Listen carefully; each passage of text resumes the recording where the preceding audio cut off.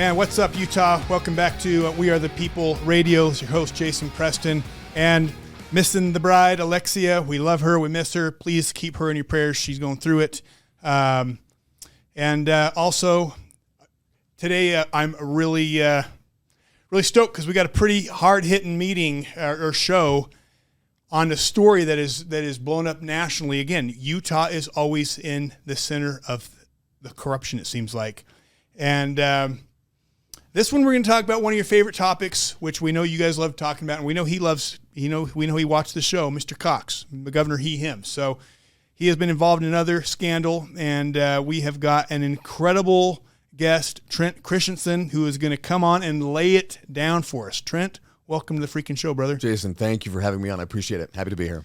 Yeah, and we're going to get into how important he is and how important this race is, but please just make sure you're following us on our socials, but more important than that, go to wearethepeople.org and sign up for our newsletter. That way, if and when our channels get taken down again, we can make sure we're mailing out that stuff to you, because we will not stop fighting this fight, and we know they're not going to stop fighting back.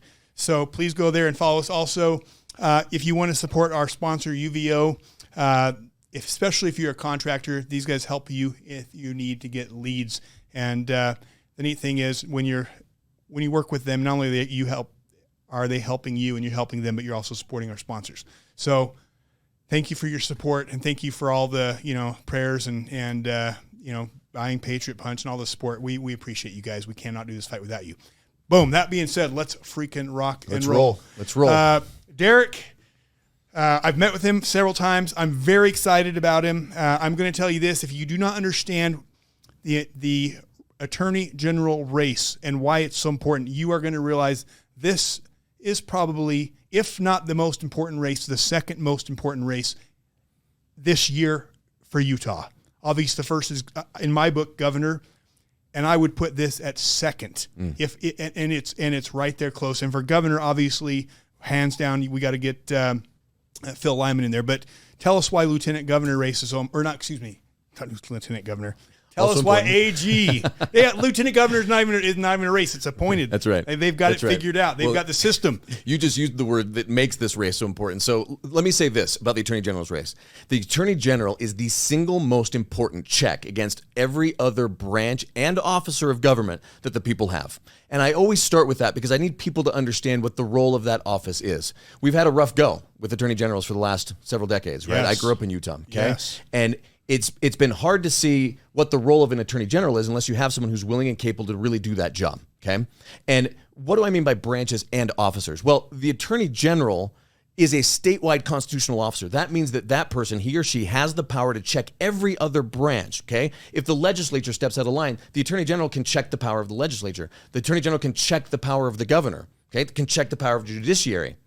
But also, in a lot of instances in this state, the attorney general has as much, if not more, power than a governor, because the attorney general is the top regulatory officer in the state. All the regulatory agencies roll up and are overseen by the attorney general. So just think about it. It's huge. DCFS, Department of Commerce, Division of Securities, right? All of these departments roll up and are overseen by the attorney general. So there's a lot of power there, and there's a lot of power to make those agencies make sure that they're doing the will of the people, not the will of the agency or the state. That's a really important key in someone that you're going to vote for attorney general. Because a lot of people hear, well, the attorney general is the state's chief law enforcement officer. And that's true, right? But that doesn't mean that they're the state's attorney. It means that they're your attorney against the power of the state, even if that means being your attorney against the power of the attorney general's office when there has to be prosecutorial reform or when the attorney general's office is not doing their job appropriately, right? The emphasis has to be on protecting the individual rights of the people and then making sure that the state is doing that throughout all the regulatory agencies. I was going to try to find a little quote because the reason to me this is so important is, we work with Utah Freedom Coalition. We work with all these great patriots who literally sacrifice their lives. They read every single bill, and we know our reps don't. And Mike Schultz has admitted the reps aren't even reading the bills because they get so many pushed down their throats they don't have time to read them. We've got a group of gals and guys that read every single bill. Yeah. They show up at the Capitol. They fight make a public comment. They are fighting. Yeah. And and we are at a point where the people are so discouraged because they feel trampled on by the state, trampled on by Cox, trampled on by our lieutenant governor who refuses to speak up for election integrity. Yeah. And to me, when we see Utah, in my perception, is such a captured state, I think if we can get someone in there as a attorney general who can stand up for the people. Next time there is a COVID, instead of the last attorney general, when things get handed, he won't take it or he dismiss it. Next time when there's issues that come up, if we can get an attorney general who will stand and fight for the people, there is not a more important role, like say, other than governor, because that would be massive too. But this is the check. Well, let me take that example. Yeah, let me take that example. So let's say during the COVID mask mandates, right? The legislature had already ceded the power over emergency response to the healthcare regulatory agencies, right? Well, who oversees those? The attorney general does, right? So imagine you're a governor and the legislature has already passed years ago a bill that says during an emergency, the power to just declare what's going to happen on a health front goes to this agency. What does the governor do? He doesn't have power to stop it. The only person that had power to stop it and would have power to stop it going forward is the attorney general. It's not the courts, right? It takes too long. It's not the legislature, right? It takes too long. It's the attorney general that can stand up and say, we're not going to do that. That is not going to happen in this state. We're going to go with individual rights first. And you take that example and you multiply it over any number of examples, right? And we can talk about election integrity as well, but that's the power of an attorney general. It's immediate, and that person, he or she, can just get up one morning and go to war. Okay. I do want to talk about election integrity because we have fought. I can't tell you countless hours and people who have been spending time. Utah's ranked in the bottom of the country for election integrity. We use ERIC, we use Dominion, we use ranked choice voting. Every system that has been shown for universal mail-in voting, every system that is for fraud has been implemented and mastered here. And the people have fought for independent audits, and we have had zero. We have been trampled on. What could the attorney general do? The attorney general could do all of that. Let me tell you what I mean. How? The number one issue I have when I talk to people around the state, they say, okay, what are you going to do first? And I said, day one, first thing I'm going to do is begin an audit, a full statewide transparent audit of Utah's electoral system. And people will say, whoa, Trent, isn't that the lieutenant governor's job? And the answer to that is yes, lieutenant governor has oversight over elections, but as a statewide constitutional officer, the attorney general has full constitutional authority to run any investigation of any agency or any officer that he or she desires. And that includes elections. I want the ballots. I want the mail-in ballots. I want the machines. I want the county clerks. I want to talk to their staffs. I want to do a full audit. What's happening with Eric? What's happening with our election rolls? All of it. And when you do that, look, I've been a CEO and I'm currently general counsel for a tech company. I've never been part of an organization ever that didn't voluntarily audit its books and then report those findings to the parties that needed to see those findings, right? Government doesn't do that. And they don't do it for a reason. And the only person that has the power to say, I get it, that's your job, we're going to investigate it, is the attorney general. And I can name for you right now 3 or 4 county clerks that aren't going to want to participate, right? And I can also name for you county clerks that want to participate but aren't being allowed to. They don't have the cover to participate because they're getting pressure from the lieutenant governor's office to not participate, okay? They need to know that the state attorney general has their back so that they can produce these things and make their staffs available and have these conversations and do these audits, that they're not going to get crushed by the executive office. And these other county clerks need to know, yeah, I'm coming and you're going to give me that information one way or another, but we're going to do this full audit. And once we do it, we'll see what works and what doesn't. Wouldn't it be great? Wouldn't it be great in a fairy tale world if everything about the election was 100% free and fair and safe, right? That'd be great. But we don't know that. And nobody can look you in the eye and tell you that's the case unless there's an independent audit. Right. And if there is one, then we'll see what works, what doesn't work, what needs to be changed. Does someone need to go to jail? I don't know. But we'll know it after an audit. And then what happens? Every other state says, well, Utah did it. Idaho, Utah did it. Minnesota, Utah did it. Let's audit our elections, right? And then you start that process. That's the beauty of this country, right? Utah can lead the way. I love it.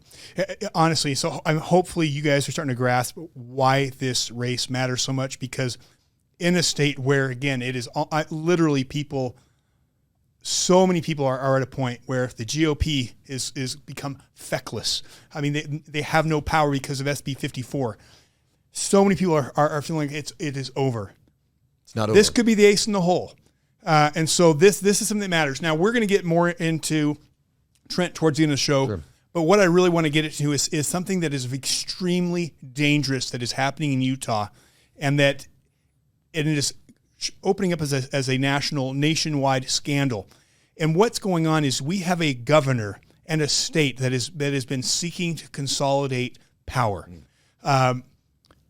Lieutenant governor used to be a secretary of state, changed to lieutenant governor and appointed by the governor. Right. What does lieutenant governor do? They oversee elections. Is there danger there? Clearly, there's danger there. Right. One of the other things they're trying to do is Cox is trying to do, and we had Natalie on. That show should have come out. You should probably, if you haven't seen it, you need to go watch it. Natalie Klein is they're trying to consolidate, and Cox wants to appoint the school board members. Right. What could go wrong? Yeah. Now Cox says, hey, and I'm going to say this because we're going to talk about Attorney General. Sean Reyes, we're going to be talking about him because he has been under attack by the governor. Now, I will say this, in my view of things, and I've seen a lot, there has been a lot of problems with Sean Reyes, a lot. The money he's gotten from Big Pharma, more than any other AG other than California. We can go down with tobacco, with all, there is plenty wrong there. But the fact of the matter is he's on his way out. I don't want to focus on him. I want to focus on why we have a governor that wants to consolidate the power of the AG and appoint him. Yeah. Because to me, that is not only a red flag, it's terrifying. Yeah. Yeah. And because that is our one person who can hold him accountable when he goes off the deep end, which he has done so many times. And now he says, all right, no, I don't want someone working against me who's going to hold me accountable. I want someone who I'm putting on there who will be loyal to me, not you. Right. And it's interesting how all the tentacles of the story sort of have come, and they've all come home to roost, right? Okay, so back last October, there were articles that came out, and it was right around the time that, there was the lawsuits against Tim Ballard, right? Yes. Initially, those did not name Sean Reyes. They mentioned Sean, but they did not name Sean. Eventually, they did. Right around the time that they added Sean as a defendant in those cases, that's when a member of the legislature, who happens to be the governor's brother-in-law, Mike McKell, I'll say it. Yep, came in and said, hey, I've got an idea. Let's make the attorney general an appointed position under the governor. Okay. What could go wrong? And at the time, the governor said, hey, I like that idea. I want to see more about it, but I initially like it. I'm sure the governor planted that idea in him. It was a trial balloon. Why don't you say it? It was a trial balloon, right. And they got a lot of pushback on that. Whoa. Like, it's obvious what that is. That is a huge power grab, right? I mean, again, taking all the power of that second most powerful chess piece off the board and giving it to the governor, okay? So there was a lot of pushback on that, and they backed off that plan. The original plan was to have it be a bill in this last legislative session, and they didn't run it. But all they did was go to Plan B, and Plan B was their guy. Who is the guy who will be, if I were to appoint somebody, let's put him up. It's Derek Brown. Derek Brown. Yeah. And, people say, well, how do you know that? Well, a lot of reasons. And we can get into this in a little bit, but if you look at Governor Cox's finance committee, it's cut and paste with Derek's finance committee, right? Including Lieutenant Governor. We can talk about that in a little bit as well. All of the events that they do together, right? It's always Derek Brown sitting at Governor Cox's table, right? No. He's in the club. So he is deep in the club. So why appoint someone? Why go through all the trouble of having to pass a constitutional amendment and then convincing or duping the people to vote for it when you can just get your guy in, right? Yeah. But here's the problem, okay? There's Sean Reyes in that office. And say what you will, Sean Reyes won his last election, and he probably would win again. Probably would have won. Sean would have won that race, handily. For sure. Okay. Again, all of a sudden, Sean's named to these cases. Okay, and there was a meeting, and I'm gonna be honest about this. I don't have this information firsthand. Okay, this is coming to me secondhand, but all the sources that are in this article, I've spoken with. Okay. And by the way, the article is, if you go to that into the show notes, there's a link to the article to read the article. It came out on Tuesday, which we'll come up to, which is very significant. It's a very important day. That came out on Tuesday, Super Tuesday, Utah's Caucus Day. Okay, that's important, and we'll get to that. This is awesome, bro. so we have a sitting attorney general that's popular enough, and he's got a big enough war chest. He's going to win. Okay, and if you're going to appoint an attorney general or get your guy in there, you got to get him out of the way, right? So all of a sudden, Sean's named to these lawsuits, and now there's a legislative audit being proposed to look into, was there obstruction of justice? Okay. What's interesting about that legislative audit, do you know who ran the bill to set up the legislative audit? I would guess Mike McKell. It was Mike McKell. Oh, surprise. And there was other members of the legislature whose names had been floated as potential AG candidates who ran it with him. But here's the thing about it. When they initially ran that legislation, they were going to investigate, they were going to do audits of 5 different organizations, okay? Not just the AGO, not just the Attorney General's office, 5 of them. And that was palatable to people in the legislature. Okay, that looks good. You're not targeting any one group. Right before it passes, and you see this at the legislature. Oh, this happens right all before it the passes, time. Boom, 4 of them get stripped out, and now it's just the AG's office. And it gets passed. And people are like, well, wait, that's not what we're talking about. Well, it's what passed, okay? So now you've got a full legislative audit. Those are attorneys, right, coming for you. Think IRS, right? They're coming for you, and they're looking at whether or not there was some sort of obstruction of justice, okay? But let me tell you this, and this sounds unrelated, but it's not. You remember when there was this big thing about Sean Ray's calendar, right? Yeah. And Sean, they said, I don't have to release my calendar. And the court said, yes, you do. What did the legislature do? You remember? I don't. The legislature came back and passed a law saying, no, he doesn't. And neither do we. So they shielded Sean. So now Sean will go back on appeal and just say, well, look, the legislature passed this law. I don't have to release my calendars.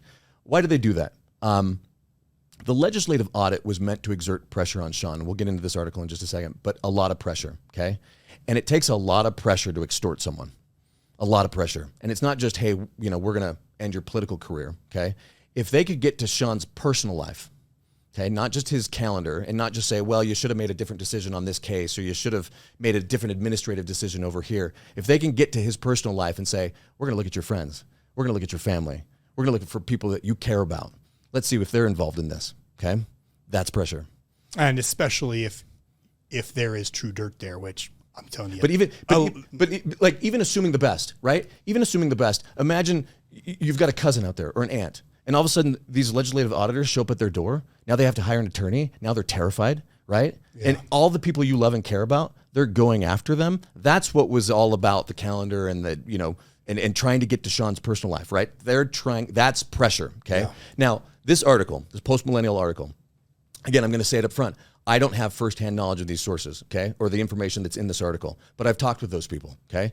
And what they're saying is there was a point at which, late last year, there was a meeting, and they sat down with Sean, and they said, look, we can do this the easy way or the hard way. Think The Sopranos, right? Yep. And it's the Utah way. The Sopranos. But they do it with a smile in Utah. Nice guys. Utah way. There had been calls out in the public for Sean to resign. And he heard those, right? And look, Swallow resigned, Shurtleff resigned, or he didn't resign, but he had all the scandal. He didn't want that. And they said, look, we're not going to make you resign. Finish your term, but don't seek re-election. And when it comes time, you're going to back our guy. And the one piece that I do have firsthand knowledge of is that Sean made the deal and said, okay. I mean, it was blackmail, and the fact of the matter is there was dirt. So the deal was made, okay? And the one knock on this article is that there's no firsthand sources. Okay, that's fine. But here's where we get back to Tuesday, okay? The beauty and the irony of this article is that the accusations that are made in this article started to play out in real time the exact day that article was released, okay? That article got released Tuesday morning. Super Tuesday. We've got our Utah caucuses. Do you know where Derek Brown was Tuesday morning? Derek Brown was in Florida. He was in Jacksonville, Florida, at an executive committee meeting of the Republican Attorney General's Association. You'll hear me refer to RAGA. That's the acronym, RAGA. How to get there, by the way, because I think that's an important thing. He got there on a donor's private plane. And the reason that's important is you don't miss the caucuses, right? He had to be there. That was the date of their executive committee meeting.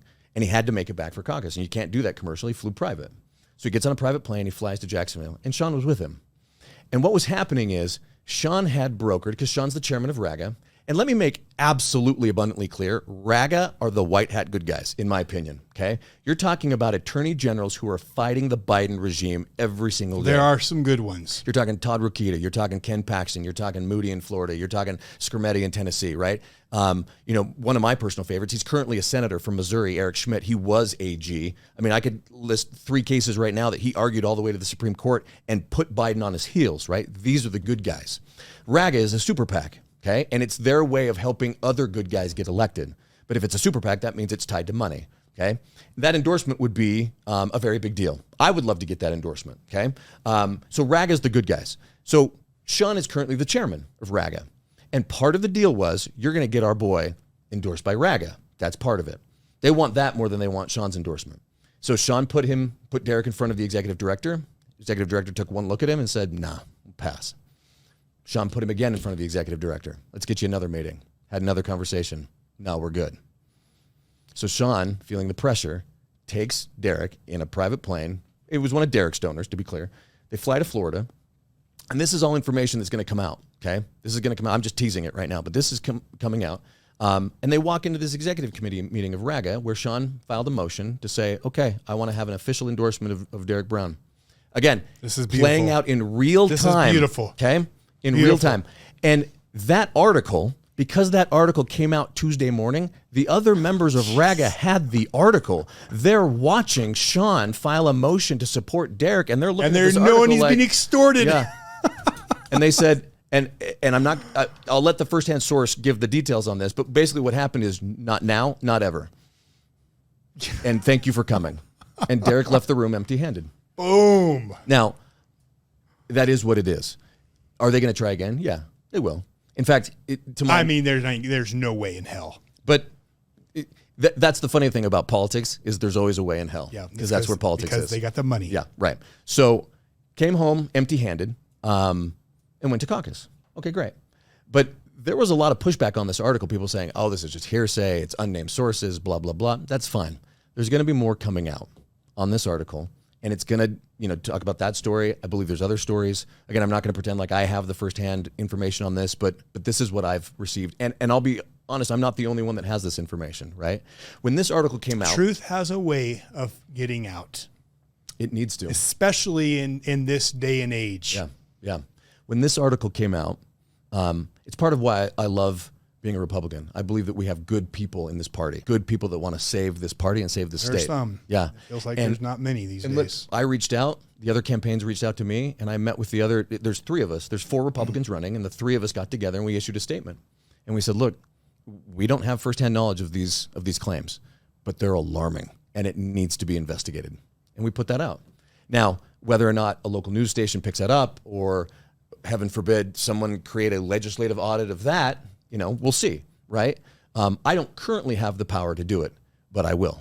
And I will investigate that because the extortion of a sitting attorney general ought to scare everyone to their core. If they can do that to Sean Reyes, they can do it to you. No, and this is, again, why you want to know what scares me, actually, about Cox?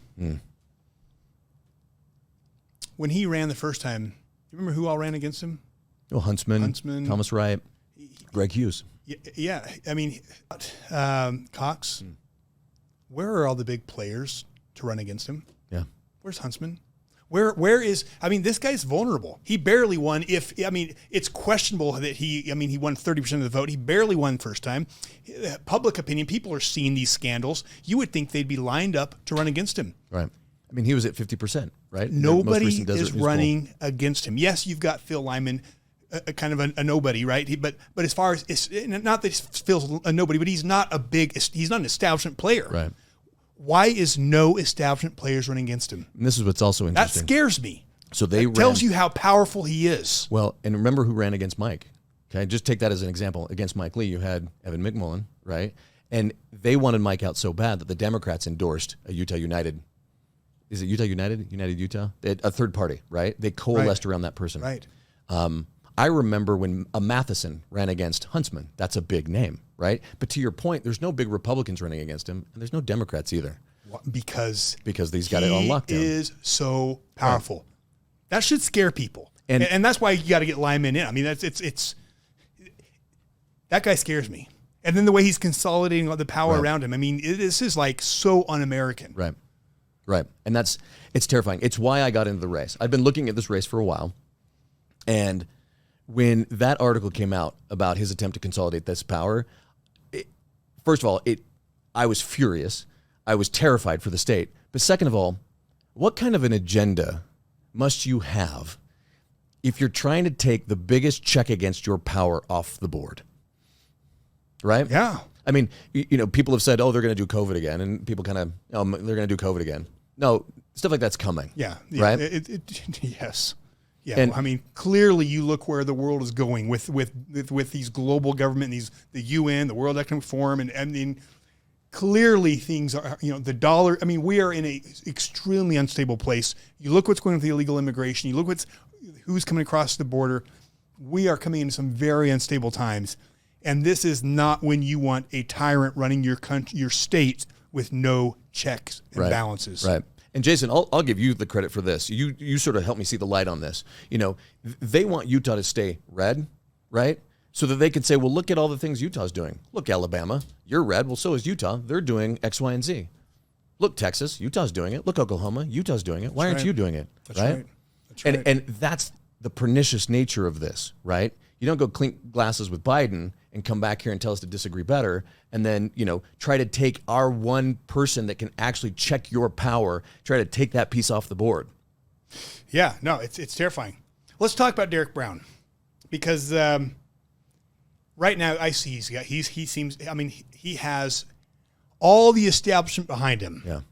In fact, I want to read who's behind him, because this is kind of scary, because I want to get into this. Yeah. If you look at his finance committee, it's cut and paste. It's the governor's. It is. I mean, if you're in the know, and if you've watched our shows on Envision Utah, and if you've watched enough of our shows, you start to see the same names in every single circle doing the same things.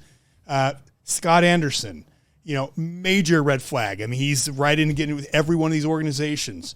Deidre Henderson. Okay, can we stop on that one? Can we Why is that a problem? Can we pause on that for a second? So you already hit on this, and I think most people watching your show know this, but the lieutenant governor is in charge of elections, okay? And she's not just supporting him and endorsing him. She's on his finance committee, which means she's either giving or raising money for him. That's how you get on a finance committee, okay? So how is the lieutenant governor giving or raising money to a candidate that hasn't even won the primary yet in this state? And let alone for attorney general. I mean, can you say conflict of interest? And then, I mean, let's say something comes up. Let's say something against me or something against one of my opponents, and they say, "Oh, well, you know, we go Trump style," and they try to kick one of us off the ballot. Whatever. Oh, well, you know.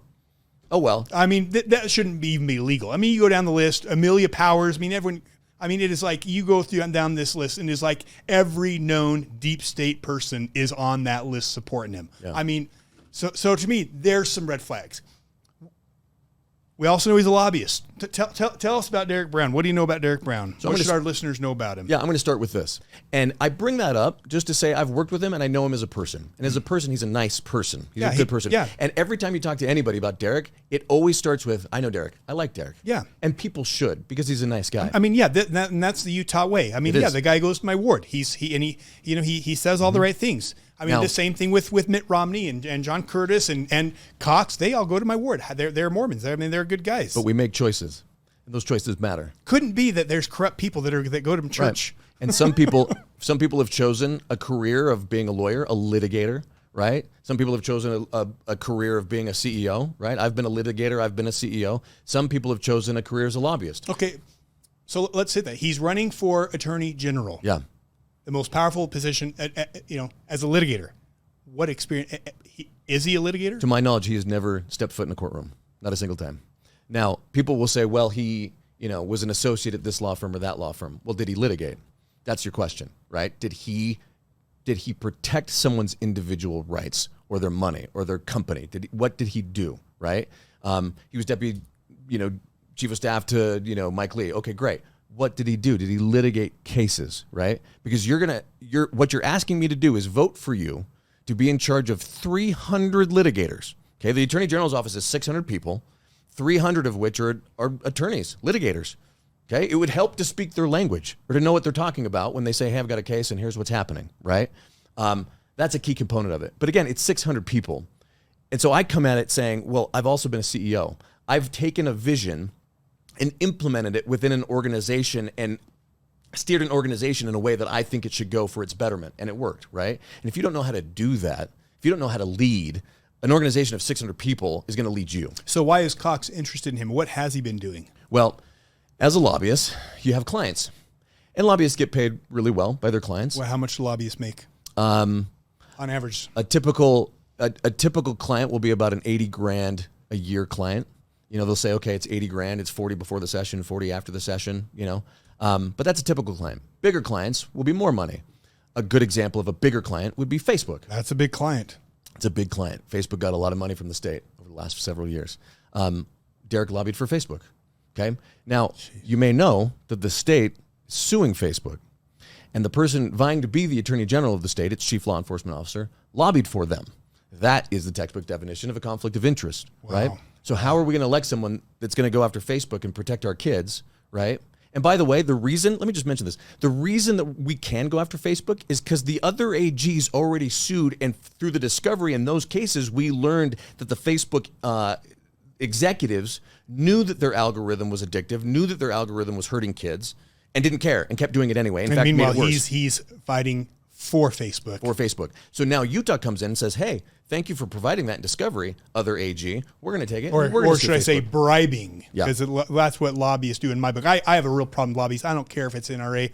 The founding fathers did not set up a form of government where it is government and then lobbyists and then the people. They did not set up a form of government with lobbyists. It is God, we the people, and then the government work directly for us and not lobbyists. So here's a little trick with a lobbyist you need to know.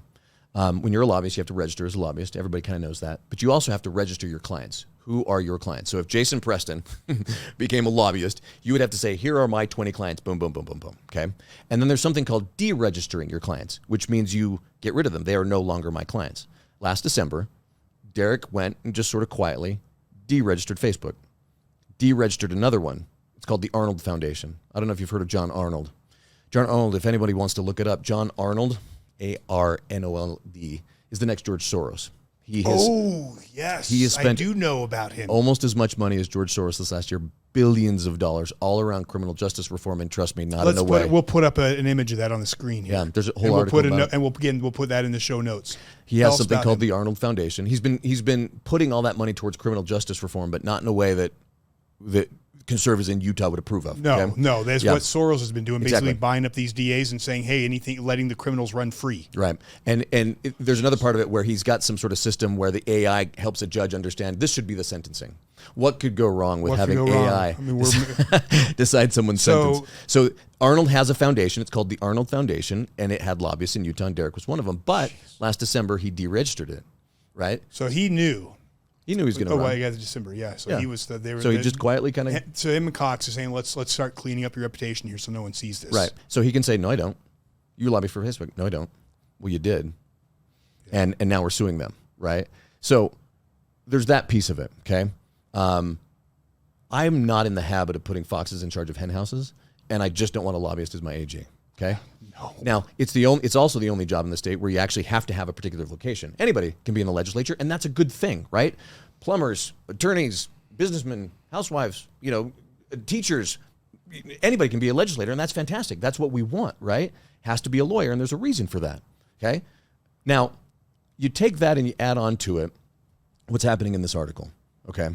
Why is it that the governor chose Derek? Governor could have chosen a lot of people, right? Could have chosen his brother-in-law, Mike McKell. Yeah. Could have chosen. I mean, he obviously had someone in mind because he wanted to appoint someone to be his partner in crime. Right. So that question has to be asked. Okay. Then when you come right down to the extortion part of it, like Sean, you're going to back our guy. Okay. Why is it that they need the sitting attorney general to do that? Why can't? That's so risky. Why can't the attorney? Right? That's so risky. They had to know the risks. Why are you willing to go through extortion to blackmail an attorney general in order to get your guy in? And look, Derek was the state party chair. He has administrative experience. Why not just run?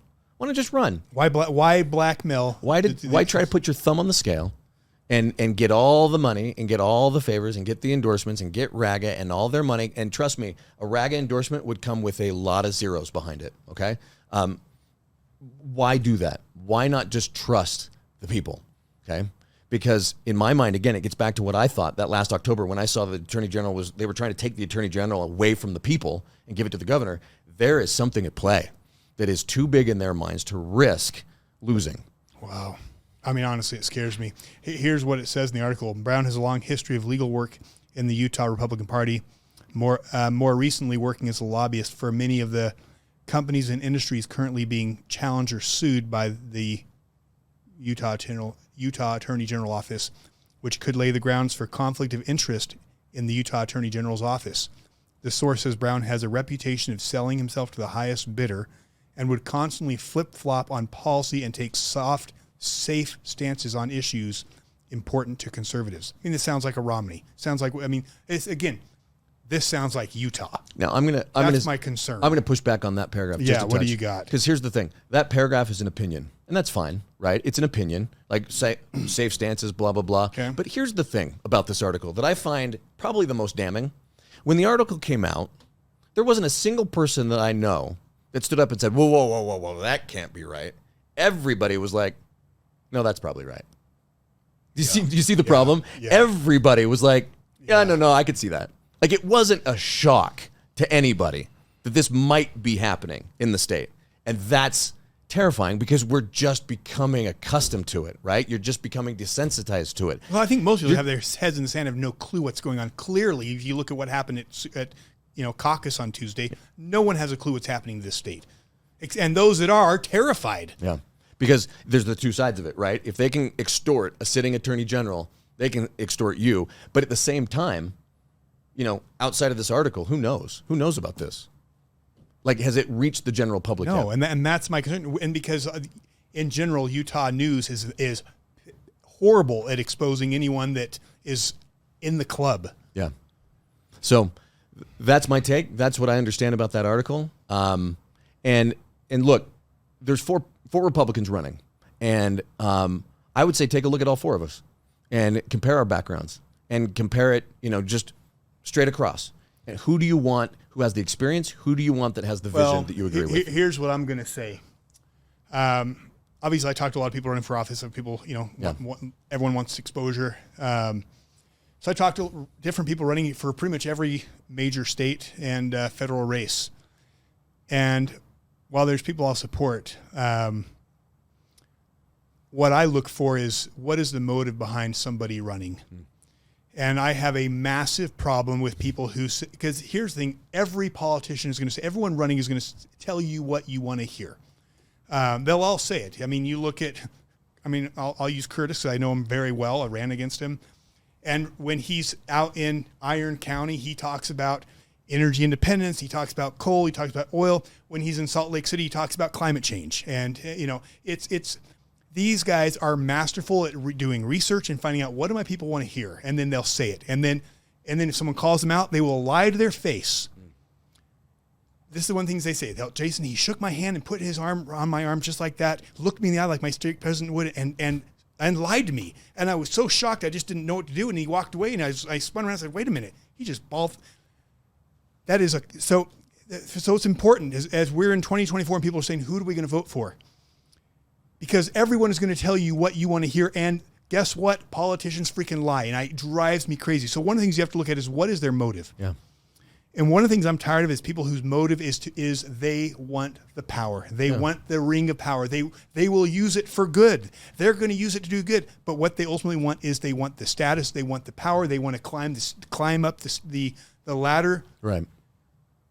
When you have a government that is literally waging war on this country from within, indirectly or directly, with our open borders, with our dollar that's collapsing, with the media putting people at war with each other, literally almost civil war, with what's happening in our school systems. At some point, we are on the verge of losing everything. And right now, we have people who are playing politics. And what we need is people who will stand up and fight for the people. That's right.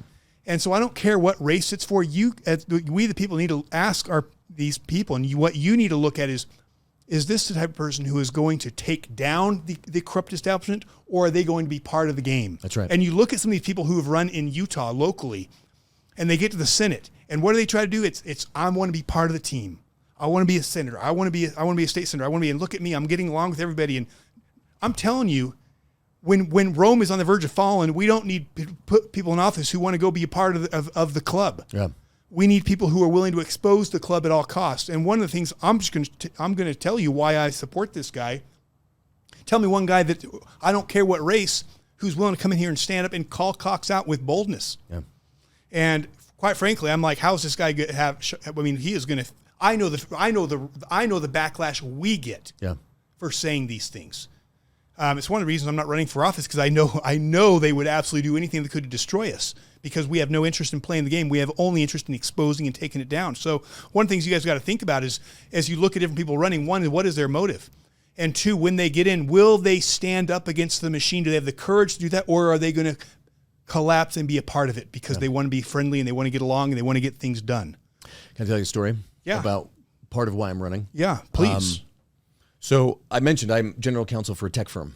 It was based in Florida. I helped them move out here. We're based up in Farmington. We do predictive AI and contracts. We're working with some defense contractors. It's fascinating stuff. It's AI, so it's a little bit terrifying too. Well said. But I'm, general counsel. I love the people I work with, but it's mainly military people.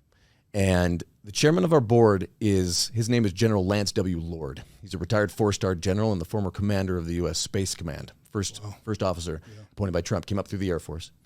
And I went to them and I said, look, it's not an easy thing to do to say, hey, I work for you, but I'd like to not work for you because I'm going to do this office thing over here. And is that okay? And I launched into, here's my reasons, and I think it's important, and blah, blah, blah. And he stopped. He said, Trent, stop. He said, you don't know when war comes. You prepare for war, but you don't know when it comes. And when it comes, you fight and you win. And then you come home. And when you're done, whether that's in June or November or 4 years or 8 years, you come home. And that's how I can run. It's because I don't work for the state. It does matter, but it doesn't really matter if the state's mad at me, right? It doesn't really matter. It does, but it doesn't really matter if any elected officials are mad at me, because there's some people that have my back that have fought these battles and they've won these battles and they understand what it means to have somebody's back. And that's what I'm relying on to say, yeah, I want to serve 2 terms, 8 years. That's it. And I'm going back to work with these guys because they have my back. And the first thing you learn when you stop being an elected official is how many people don't have your back, how many people were just there because they wanted to ride that status, they wanted to ride that train. And I want to go back to people who have my back. And that's what gave me the courage to say, you know what? That article is wrong. What the governor is trying to do to appoint all the USBE, the Attorney General's office, it's wrong.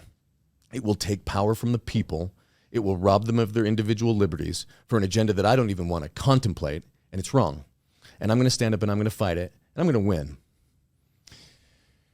Well, I will tell you this. I admire your courage. I admire your look, people want to follow someone into battle, someone who is leading the charge.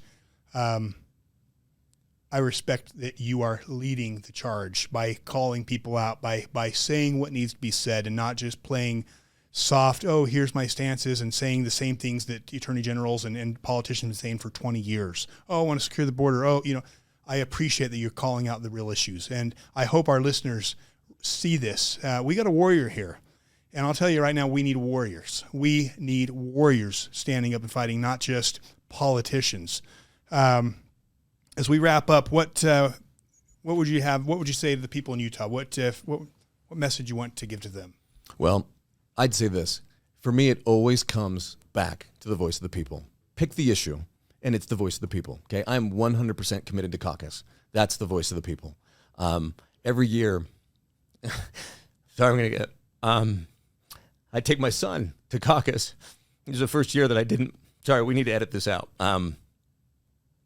And because he's getting ready and he's about to go on his mission, so he can't be a delegate. And I'd always say to him, I want you to see how this works. This is democracy. This is a constitutional republic, a representative republic. This is the smallest unit of democracy, and it's right here. And it meets at that junior high.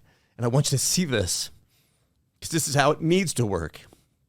I'm not getting signatures. I'm only going through caucus because I need the people to tell me that I have a mandate.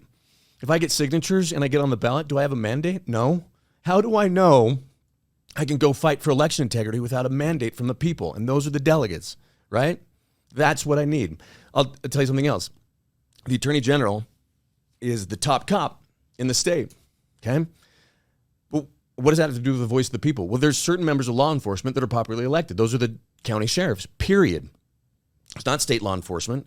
It's not highway patrol. It's nobody else. It's not, there's a lot of really good police departments, but those are appointed and hired. It's the county sheriffs, right?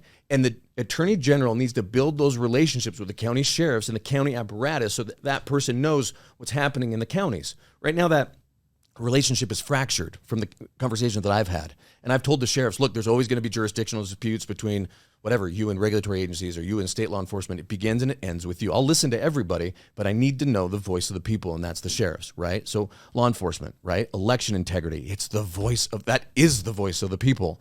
You need to know that your votes, and only your votes, are counting in this election. You need to have that faith in the system, right? Because if you don't have that faith and I get elected or somebody else gets elected, are they your representative? Are they? Is Trump your president? Is Biden your president? And that's the last thing I want to say. The one demarcation I've found, this message is resonating. Every Lincoln Day dinner we go to, every convention we go to, we're talking to people. Every, delegate that brings me into their home and we talk to 5 people, 10 people, 20 people, it resonates because I want to know their voice. And what I want to know, the only time it doesn't resonate is when they don't want to support Trump, and that's fine. But I'm not going to say that I don't support Trump just to get those votes, right? Look, every other candidate in this race, I think, has said something to the effect of, well, I limit the federal government overreach into the states.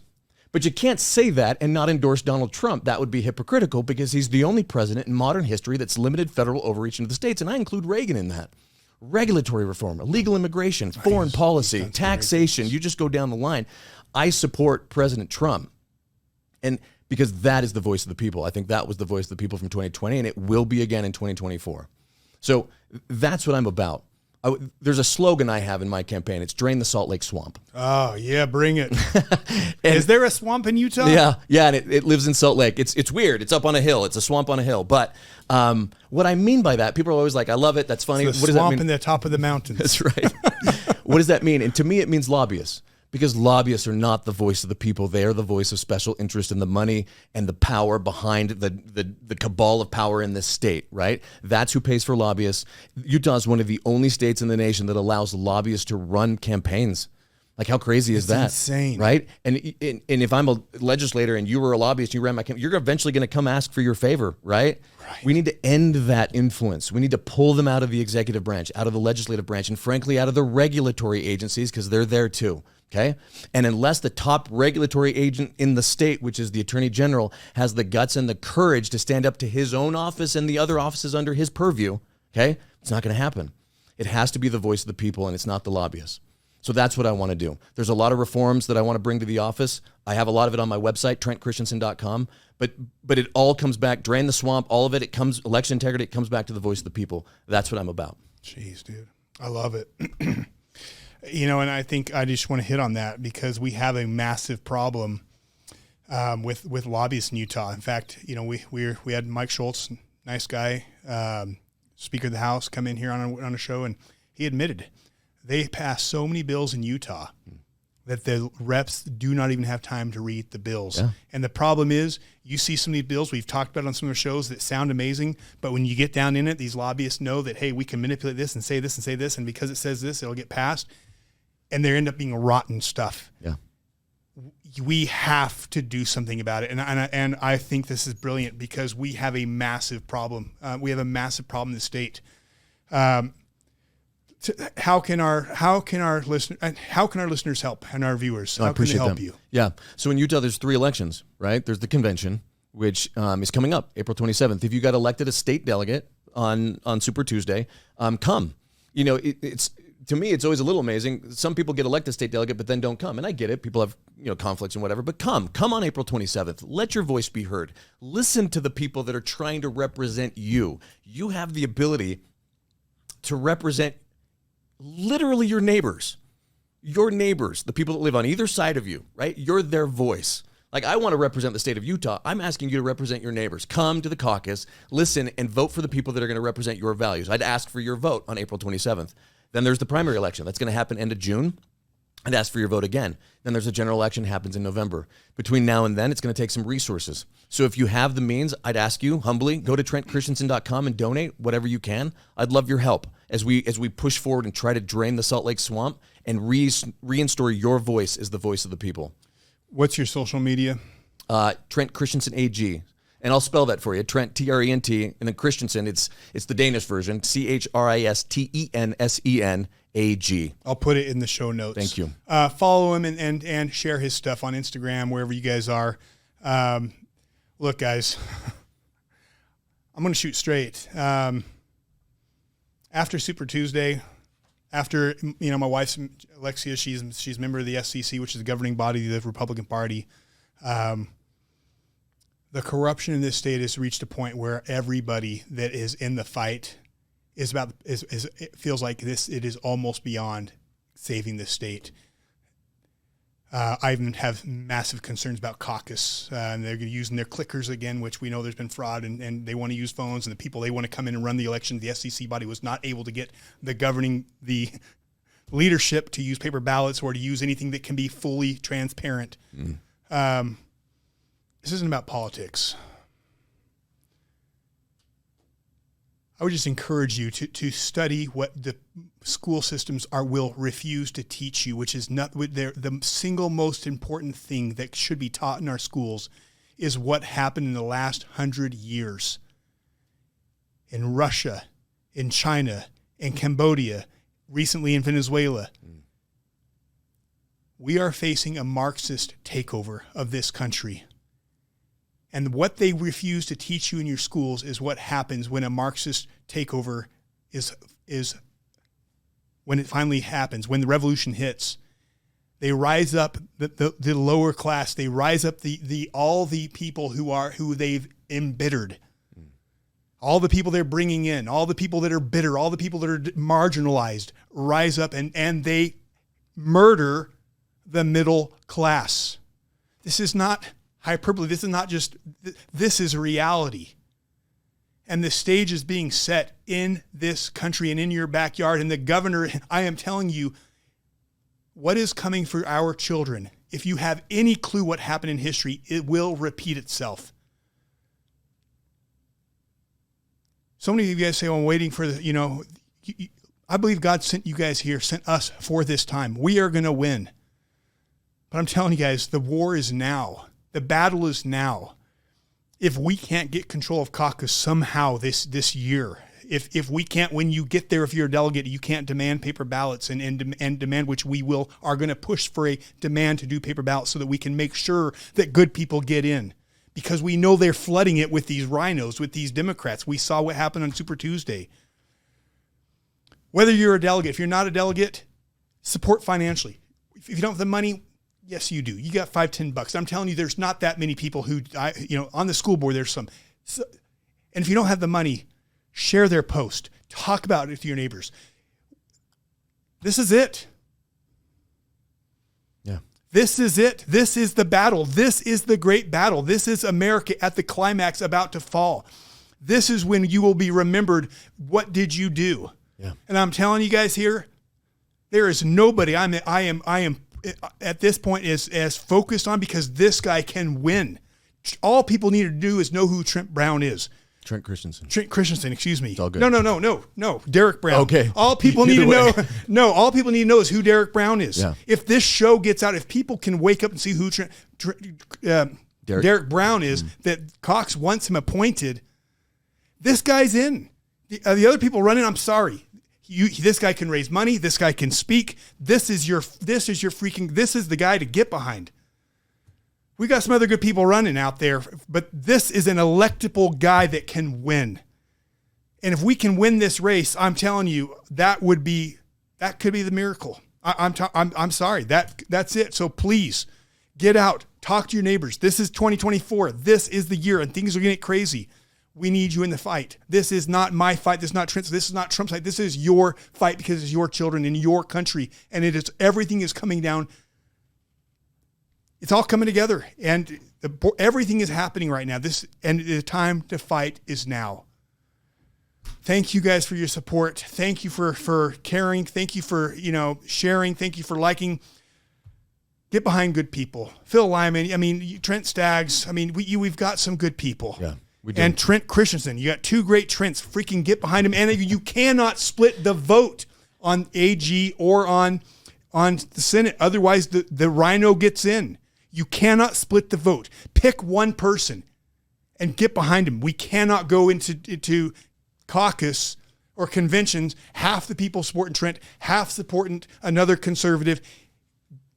Get behind one guy and put everything behind him, because it is going to take the hand of God and you, each of us doing our part. But we give it our all, brother, and we'll do it. I'm glad he's in the fight. Honestly, we need fighters. Justin. And guys, get in the fight. We need you. This is an amazing time to be alive. Who would have ever thought we'd see the things we're seeing right now? And we'll see more. Yeah. Thanks for being here. Thank you. Guys, thank you guys. That's it. It's an incredible time to be alive. Time to get in the fight. God bless you. God bless America. And please, the more you learn about this state, God bless Utah. Yeah. Let's win it back. Let's do it. Thanks, man.